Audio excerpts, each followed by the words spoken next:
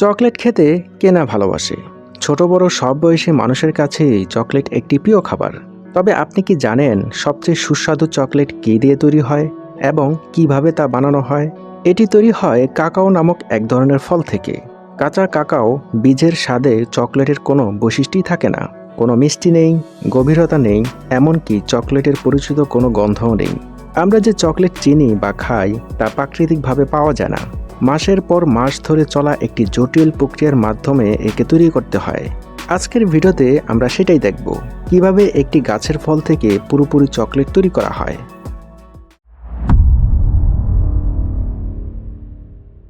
সবকিছুর শুরুটা হয় গাছ থেকে।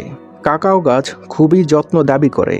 এর জন্য প্রায় 25 ডিগ্রি সেলসিয়াস তাপমাত্রা এবং 80%-এরও বেশি আর্দ্রতা প্রয়োজন, যা কেবল বিষুবরেখার কাছাকাছি একটি নির্দিষ্ট অঞ্চলে পাওয়া যায়।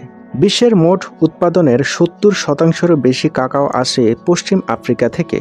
বাকি সিংহভাগ আসে মধ্য ও দক্ষিণ আমেরিকা থেকে। গাছটি নিজেই বেশ অদ্ভুত। বেশিরভাগ ফলের মতো এর পটগুলো ডালের মাথায় ধরে না।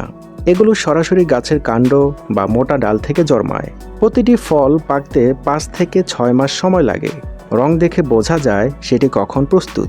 জাতভেদে সবুজ কাকাওগুলো পাকলে হলুদ, কমলা বা গাঢ় লাল রঙের হয়। ফসল তোলার সময় কোনো মেশিন কাজ করতে পারে না। কাকাওগুলো খুব নাজুক এবং গাছের ঘটনও এলোমেলো, তাই প্রতিটি ফল হাতে একে একে কাটতে হয়। কাটার পর কাকাওগুলি ফালি করে খোলা হয়। ভেতরে বীজগুলো সারিবদ্ধভাবে সাজানো থাকে এবং প্রতিটি বীজ একটি আঠালো সাদা মণ্ডে মোড়ানো থাকে। এই মণ্ডটি মিষ্টি ও কিছুটা টক স্বাদের হয়। দেখে বোঝার উপায় নেই যে এটি থেকেই চকলেট তৈরি হতে পারে।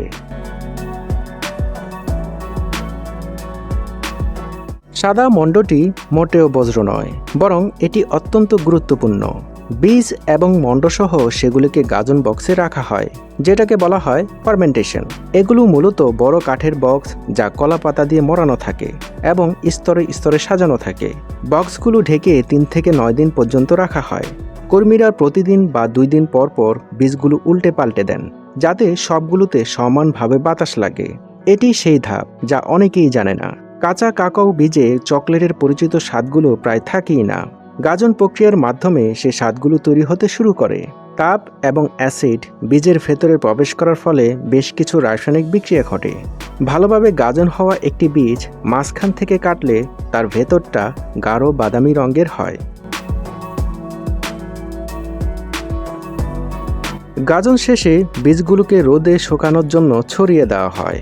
বেশিরভাগ উৎপাদনকারী অঞ্চলে এটি এখনও খোলা জায়গায় বা উঁচু বিছানায় ছড়িয়ে রোদে শুকানো হয়। এভাবে 1 থেকে 2 সপ্তাহ রাখা হয়। এর ফলে বীজের আর্দ্রতা প্রায় 60% থেকে কমে 7%-এ নেমে আসে। এই পর্যায়ে ছত্রাক বা ব্যাকটেরিয়া আর জন্ম নিতে পারে না। বীজটি তখন পরিবহনের জন্য পুরোপুরি উপযুক্ত হয়। রপ্তানির আগে শুকনো বীজগুলো পরীক্ষা ও গ্রেডিং করা হয়। কর্মীরা বীজের রং এবং অভ্যন্তরীণ অবস্থা যাচাই করেন। যে বীজগুলো ঠিকমতো গাজন হয়নি, অর্থাৎ এখনও ফ্যাকাশে বা ভেতরে দাগযুক্ত, সেগুলো বাছাই করে আলাদা করে দেওয়া হয়। এরপর অনুমোদিত বীজগুলো বস্তাবন্দি করে কারখানায় পাঠানোর জন্য প্রস্তুত করা হয়।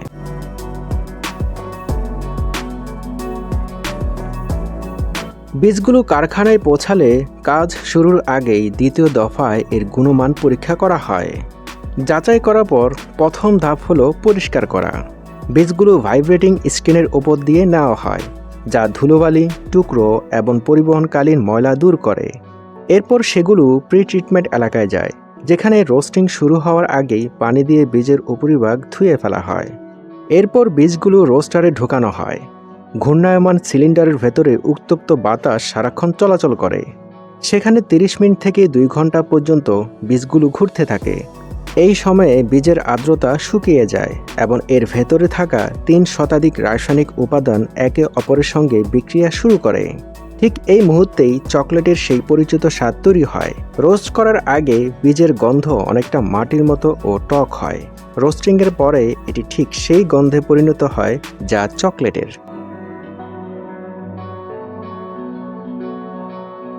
রোস্ট করা বীজগুলো উইনোয়ার মেশিনে পাঠানো হয়। ভেতরে কম্পনশীল শেলফগুলো বীজের খোসা থেকে ভেতরের অংশ বা নিব আলাদা করে ফেলে। এরপর ফ্যান চালিয়ে বাতাস দিলে হালকা খোসাগুলো উড়ে যায় আর ভারী নিবগুলো নিচে জমা হয়। এই প্রক্রিয়া শেষে যা পাওয়া যায় তা হলো বিশুদ্ধ কাকাও নিব, ছোট গাঢ় খসখসে টুকরো, যা থেকে কড়া রোস্ট করা চকলেটের ঘ্রাণ আসে। নিবগুলো সরাসরি গ্রাউন্ডারে দেওয়া হয়। পরবর্তীতে গ্রাউন্ডার থেকে যা বের হয় তা হলো ঘন গাঢ় এক ধরনের পেস্ট। এটি অনেকটা গাঢ় সিরাপের মতো দেখতে। এর গন্ধ খুব কড়া, প্রায় অ্যালকোহলের মতো। শিল্পক্ষেত্রে একে চকলেট লিকার বলা হয়, যদিও এতে কোনো অ্যালকোহল নেই।